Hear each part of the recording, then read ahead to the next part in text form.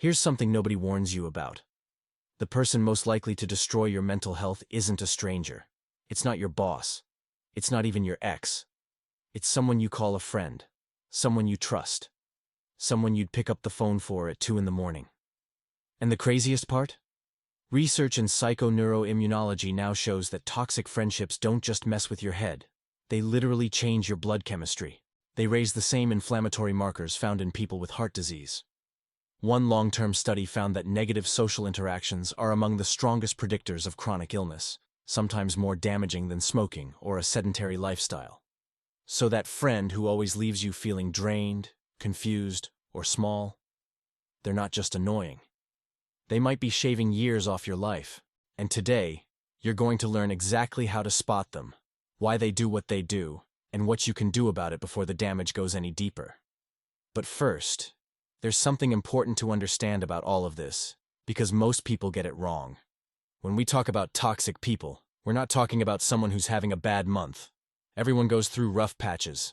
Your buddy who's been a little distant since his breakup? That's not toxic. That's human. The difference is a concept psychologists call the difference between a state and a trait. A state is temporary. It's triggered by circumstances. A trait is wired in. It's a pattern that shows up across years, across different situations, and across every single relationship that person has. Toxic behavior lives in the trait category. It doesn't go away when things get better. It doesn't soften because you gave it more patience.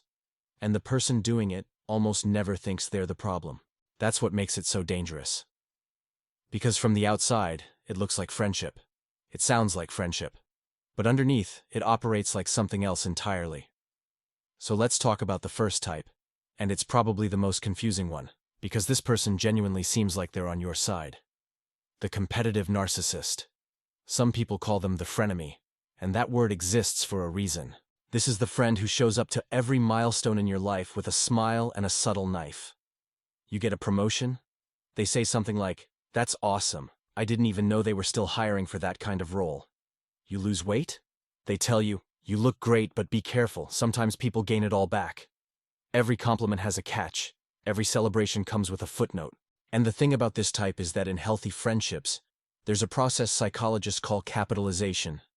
It means when something good happens to you, your close friends amplify that joy. They make it bigger. They make it feel more real. The competitive narcissist does the exact opposite. They shrink it. Because deep down, your win feels like their loss. Their entire sense of self runs on comparison. And when you pull ahead in any area, no matter how small, something inside them starts keeping score. The weird part is, they're not always aware they're doing it. Narcissistic competition is often rooted in a childhood where love was conditional, where they had to be the best, the smartest, the most impressive just to feel safe. So now they can't turn it off. They compete over everything, jobs, relationships, even suffering. You had a bad day? Theirs was worse. You went on a great vacation? Theirs was better. And if you ever call them on it, they'll look at you like you're crazy. I was just joking. You're so sensitive. Sound familiar? That's not an accident. That's a script. But here's where things get really interesting, because the next type doesn't compete with you at all. They don't need to. They just take. The emotional vampire. Here's the thing about emotional vampires. They don't look like takers. They look like people in need, and that's what makes them so effective. This is the friend who calls you in a panic at 11 at night because something happened. Again. The friend whose life is always in crisis mode. The friend who needs you, constantly, urgently, relentlessly, but somehow is never available when you're the one struggling. After spending time with this person, you feel physically tired. Not just emotionally drained, but actually, physically depleted.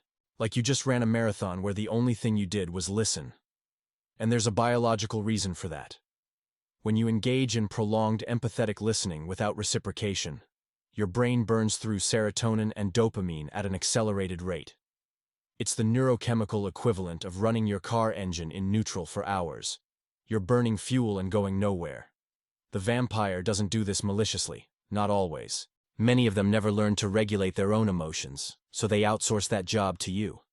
You become their external nervous system, their therapist, their crisis hotline, their emotional crutch.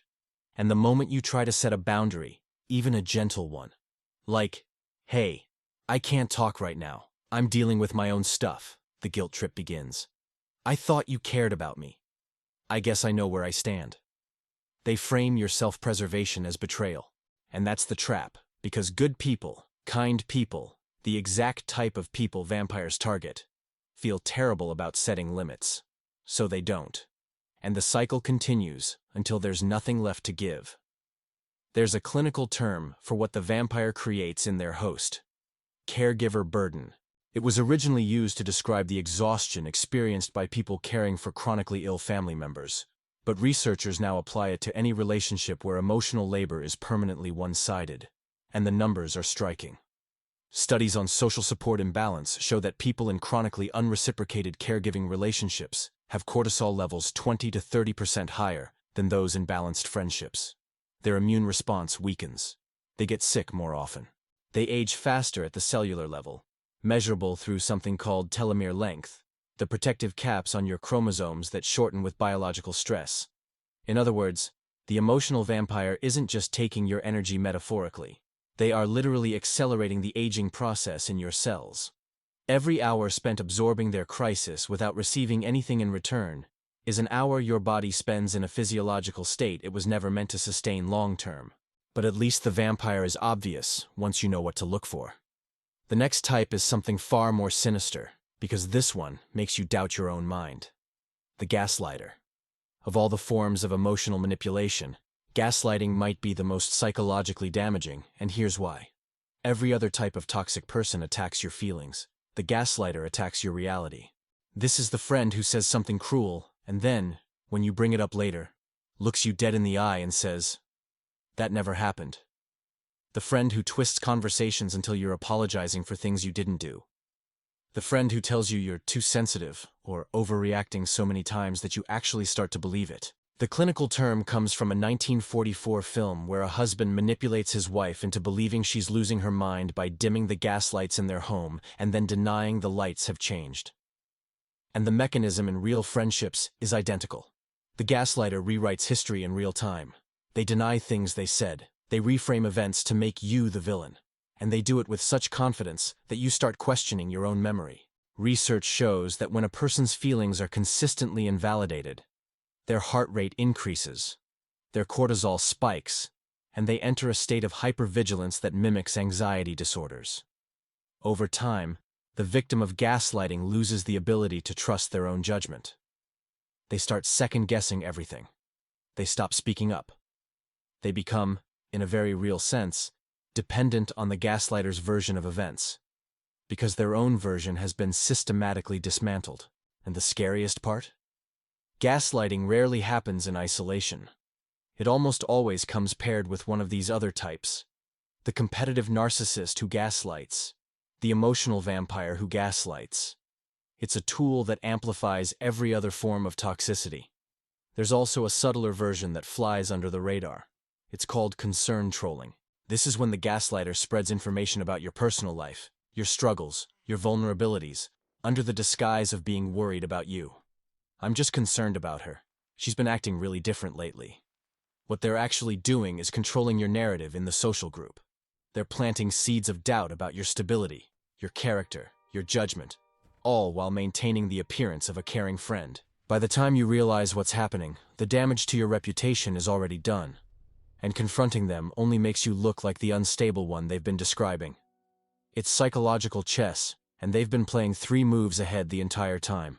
Researchers who study coercive control in relationships found that gaslighting creates what they call a reality gap, a measurable difference between what the victim experienced and what they've been conditioned to believe they experienced.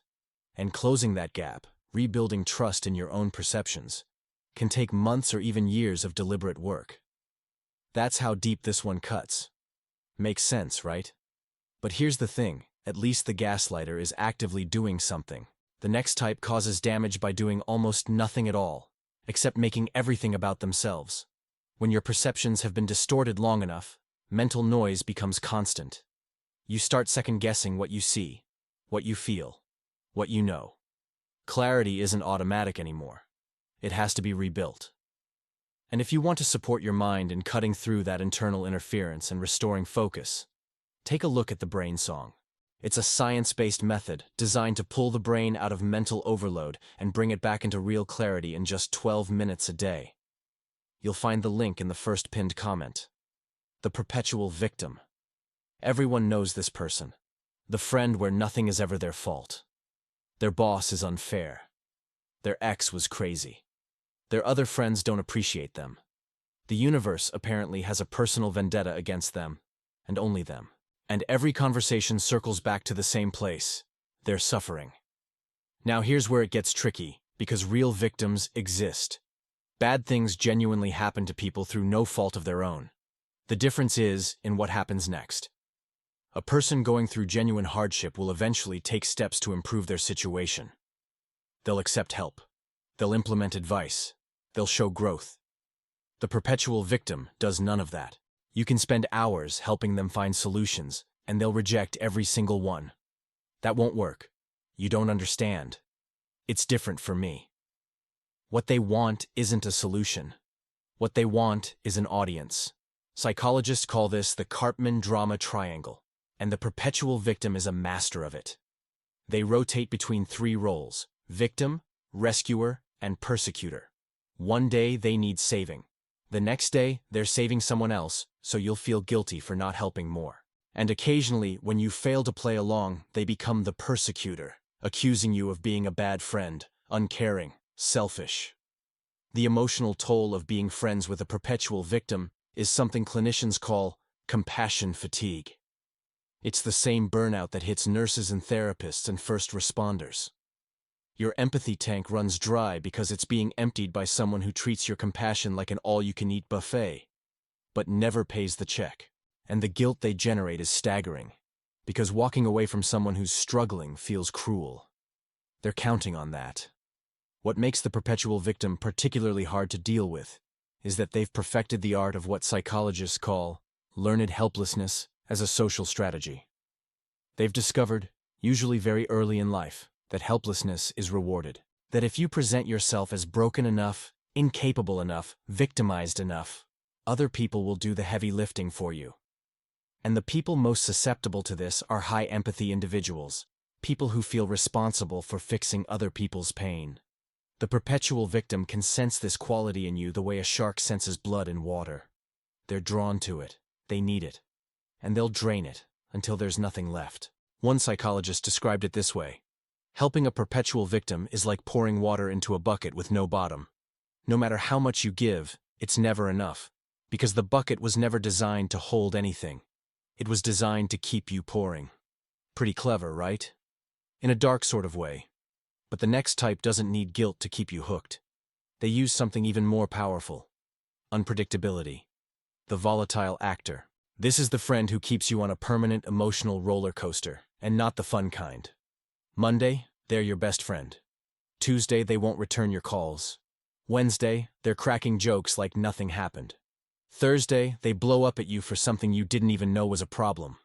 Living with this kind of unpredictability does something very specific to your nervous system. It creates a state of constant low-grade threat detection. Your amygdala, the brain's alarm center, stays activated because it can never predict what's coming next. You develop what psychologists call hypervigilance, an unconscious scanning behavior where you're constantly reading the room, monitoring tone, analyzing word choices, trying to figure out which version of this person you're going to get today. And here's the cruel irony. That hypervigilance? It mimics the same neural patterns found in people living in abusive households. The walking on eggshells feeling isn't a metaphor.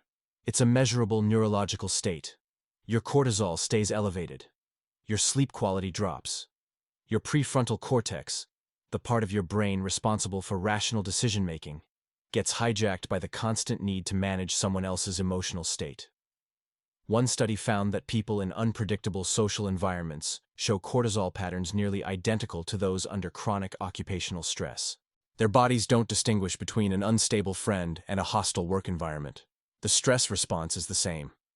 And the worst part is, the volatile person often has no idea they're doing it. Their emotional dysregulation feels normal to them. They grew up in chaos, so they recreate chaos. And if you point it out, you get one of two responses: explosive anger, or complete denial. Neither one helps. But at least the volatile friend sticks around, in their chaotic, exhausting way. The next type doesn't even bother with that. They only show up when they need something. The opportunistic parasite. This is the friend who has an uncanny ability to sense when you're useful, and an equally impressive talent for vanishing when you're not. Got tickets to something? They're your best buddy. Need help moving? Suddenly they're incredibly busy. Have connections they want access to? They're all warmth and charm. Going through a rough patch? Radio silence. The opportunistic parasite sees every relationship through a transactional lens. They're constantly calculating what they can extract: money, status, access, entertainment, and calibrating their investment accordingly. And they're often incredibly charming because charm is the currency they use to keep the transaction disguised as friendship. The pattern becomes visible over time, but only if you're paying attention. Start tracking the direction of favors. Who initiates contact, and why? Who cancels plans more often? Who always seems to need just a little more, a ride here, a loan there, a +1 to that event? When the flow of resources is permanently one-directional, that's not friendship. That's extraction. And the moment you stop being useful, the moment you set a boundary or say no, you get to see what's really underneath the charm. It's usually indifference. They don't get angry like the narcissist or guilty like the victim. They simply move on to the next source of supply, like a bee leaving an empty flower. No hard feelings, no conversation, just gone. And here's what makes this type uniquely painful. It's not the using that hurts the most. It's the realization that what you thought was genuine connection was actually just a performance. Every laugh, every deep conversation, every moment where you thought this person really gets me, was calibrated to keep the transaction going. The parasite is often the most socially skilled person in the room. They have to be. Their entire survival strategy depends on reading people accurately and delivering just enough emotional warmth to keep the resources flowing. Some researchers compare this to a phenomenon in evolutionary biology called brood parasitism, where certain bird species lay their eggs in other birds' nests, tricking the host into raising offspring that aren't theirs. The cuckoo bird doesn't build its own nest. It doesn't raise its own young. It exploits the parental instincts of another species. The opportunistic parasite does the same thing with human bonding instincts. They exploit your desire for connection to extract value, and they're remarkably efficient at it. Sounds cold, right? Because it is. But the final type is arguably the most suffocating of all, because they don't want your resources. They want your freedom. The boundary violator. Boundaries are the invisible architecture of healthy relationships. They define where you end and another person begins. And the boundary violator treats that architecture like a suggestion. This is the friend who reads your messages over your shoulder, who shows up unannounced, who gets offended if you spend time with other people, who needs to know where you are, who you're with, and what you're doing at all times. In mild forms, it looks like clinginess. In severe forms, it looks like control. The psychology behind this behavior usually traces back to attachment wounds. Many boundary violators grew up in environments where love was conditional on enmeshment, where having your own thoughts, your own space, or your own life was treated as a form of betrayal. So they replicate that dynamic. Your independence feels threatening to them. Your separate life feels like abandonment, and they'll use every tool available: guilt, anger, silent treatment, even crying, to pull you back into the enmeshed zone where they feel safe. Here's the thing about boundaries. In healthy relationships, setting a limit is understood as a sign of self-respect. In toxic relationships, setting a limit is treated as an act of war. When you tell a boundary violator, "I need some space," they don't hear, "I'm taking care of myself." They hear, "I don't care about you." And that perceived rejection triggers a response that can range from emotional manipulation to outright hostility. One particularly insidious form of boundary violation is social isolation. The controller gradually separates you from other friends, other family members, other support systems, until they're the only person you have left. And once you're isolated, their control becomes nearly complete, because now you can't reality check their behavior against anyone else's. That's not friendship. That's captivity wearing a friendship costume. And there's a biological dimension to this that most people don't realize. When you live under someone else's control, even subtle social control, Your autonomic nervous system shifts into a chronic state of appeasement. You start unconsciously prioritizing their comfort over your own needs. You rehearse conversations in your head before having them, not to communicate clearly, but to avoid triggering their disapproval. You edit your own personality to fit inside the box they've built for you. Neuroscience calls this fawning, and it's one of the 4 trauma responses alongside fight, flight, and freeze. It looks like people-pleasing on the surface, but underneath, it's a survival mechanism. Your brain has learned that the safest way to deal with this person is to give them whatever they want before they have to demand it. And over time, you lose track of where their preferences end and yours begin. You stop knowing what you actually want, because wanting things that inconvenience the controller has been trained out of you. That's not compromise. That's erosion. Now here's the part nobody talks about. The part that makes all of this so much harder than it should be. Because knowing the 7 types isn't the hard part. The hard part is that your body is working against you. The human brain evolved in small tribal groups where social exclusion literally meant death. Getting kicked out of the tribe meant no food, no protection, no survival. So your brain treats the prospect of losing any social connection, even a toxic one, as a genuine threat. It activates the same pain centers that fire when you break a bone.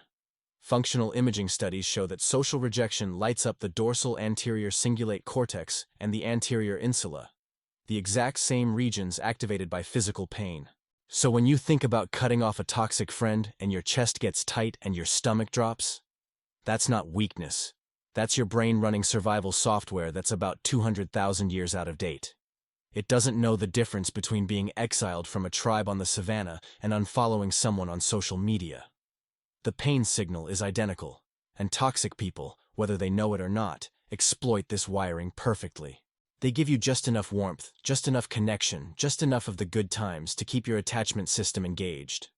It's the same intermittent reinforcement pattern that makes slot machines addictive. Not every pull loses. Just enough of them win to keep you playing. Behavioral psychologists have studied this for decades, and the data is consistent. Intermittent reinforcement creates stronger behavioral bonds than consistent reinforcement. A friend who's nice to you every single day creates a stable, predictable attachment. A friend who's cruel on Monday, warm on Wednesday, and indifferent on Friday creates an obsessive, anxious attachment. Your brain can't stop trying to predict the pattern. It can't stop chasing the next good day. And every time one comes, it releases a flood of dopamine that feels like relief, like proof that things are getting better, like evidence that the relationship is worth saving. It's not. That dopamine hit is the same one that keeps gamblers at the table long after they should have walked away. The neuroscience doesn't lie. Your brain is being hacked by a pattern it was never designed to resist. There's another layer to this that makes it even harder to escape. It's called the sunk cost fallacy, and it's one of the most powerful cognitive biases in human psychology. The longer you've been in a toxic friendship, the harder it becomes to leave. Not because the friendship is getting better, but because your brain keeps tallying up everything you've invested. The years, the emotional labor, the sacrifices, the inside jokes and shared memories. Walking away means admitting that all of that investment didn't pay off, and your brain hates that conclusion so much that it will actively distort reality to avoid it. It will minimize the bad times. It will amplify the good times. It will tell you stories about how everyone has rough patches, and no friendship is perfect. And those stories aren't entirely wrong, which is what makes them so dangerous. They contain just enough truth to keep you exactly where you are. But here's the thing about all of this that actually offers some hope. Because once you understand the biology, you can start hacking it. And there are specific research-backed strategies that work remarkably well. The first one is called the gray rock method, and it's devastatingly effective when you can't fully cut someone off, like with a coworker or a family member who runs in the same circles. The idea is simple. You become as interesting and reactive as a gray rock on the side of the road. Boring, flat, unremarkable. You give short, neutral answers. Fine. Sure. Interesting. You don't share personal details. You don't engage with provocations. You don't make eye contact when they're fishing for a reaction. And you definitely don't take the bait when they escalate, because they will escalate. Manipulators are like emotional toddlers in one specific way. When their usual tactics stop working, they try harder before they give up. They'll push buttons you didn't even know you had. But if you hold the gray rock for long enough, something remarkable happens. They lose interest. Because toxic people need emotional reactions like cars need fuel. Without it, they stall. Without it, they move on to someone who'll give them what they want. The gray rock method doesn't feel good. It feels cold and unnatural, and honestly a little sociopathic. But it works. And sometimes, protecting yourself requires doing things that feel uncomfortable. For friendships you actually want to try saving, there's a different approach. Assertive communication, using what psychologists call I statements. Instead of saying, "You always make everything about yourself," which triggers defensiveness, you say, "I feel unheard when my experiences get redirected. If it continues, I'm going to step back from the conversation." The structure is specific. I feel plus the emotion, when plus the behavior, followed by a clear consequence. No accusations, no generalizations, just a boundary with teeth. And here's the diagnostic part. How someone responds to a clearly stated, reasonable boundary tells you everything you need to know. A friend in a rough patch will hear it, maybe get defensive for a moment, but ultimately adjust. A toxic person will react as if you just detonated a bomb. They'll flip it, they'll gaslight, they'll guilt trip, they'll rage. That reaction is the confirmation. That reaction is the answer to the question you've been afraid to ask. And for the situations where nothing else works, there's the slow fade. This is the gradual disengagement that avoids confrontation while creating distance. You take longer to respond. You become less available. You decline invitations more often. You don't provide explanations or justifications, because those just become new leverage points. You simply become less present until the connection dissolves under its own weight. It's not dramatic. It's not satisfying in the way a big blowout confrontation might feel. But it's effective, and it minimizes the kind of fallout that toxic people thrive on. Some situations, though, require something stronger. Full no contact. Blocking on every platform. Removing from every space. And the research on this is clear. When people exit toxic relationships and maintain no contact, their inflammatory markers, specifically C-reactive protein and interleukin-6, decrease measurably within months. Their cortisol rhythms normalize, their sleep improves, their blood pressure comes down. The body heals when you remove the source of chronic social stress. That's not a metaphor. That's measurable biology. There's one more thing that's worth understanding, and it's the reason so many people stay stuck in toxic friendships far longer than they should. It's the difference between guilt and wisdom. Guilt says, "I'm a bad person for leaving someone who needs me." Wisdom says, "I can't save someone who's using my compassion as a weapon." Guilt keeps you in the burning building. Wisdom tells you to get out and call someone qualified. And the truth is, most toxic people don't need a friend. They need a therapist. They need professional help that you are not equipped or obligated to provide. The guilt you feel about walking away? That's the same guilt that keeps people in abusive romantic relationships. It's the guilt of the empathetic person being weaponized against them. And recognizing that dynamic, truly seeing it for what it is often the hardest and most important step in the entire process. So here's what all of this comes down to. Friendship isn't just a nice thing to have. It's a biological necessity. Humans with strong social bonds live longer, recover from illness faster, and show lower rates of depression and cognitive decline. But the quality of those bonds matters enormously. A single toxic relationship can undo the benefits of 5 healthy ones. The science on this is brutal and unambiguous. Chronic negative social interaction raises your C-reactive protein, dysregulates your cortisol, inflames your cardiovascular system, and accelerates cellular aging. Your body doesn't care that this person has been your friend since college. Your body only knows that it's under attack. And it responds accordingly. Identifying the 7 types, the competitive narcissist, the emotional vampire, the gaslighter, the perpetual victim, the volatile actor, the opportunistic parasite, and the boundary violator, isn't about becoming paranoid or labeling everyone around you. It's about becoming literate in the language of dysfunction so that you can protect the one thing you can never get back: your health. Both the kind you can see and the kind that's being quietly eroded in your bloodstream every time you answer that phone call you've been dreading. The friend who leaves you exhausted isn't just annoying. The friend who makes you doubt yourself isn't just difficult. The friend who only shows up when they need something isn't just flaky. They're a biological hazard dressed in familiarity. And the bravest thing you can do, the most self-preserving, health-protecting, life-extending thing you can do, is to finally see them clearly and act accordingly.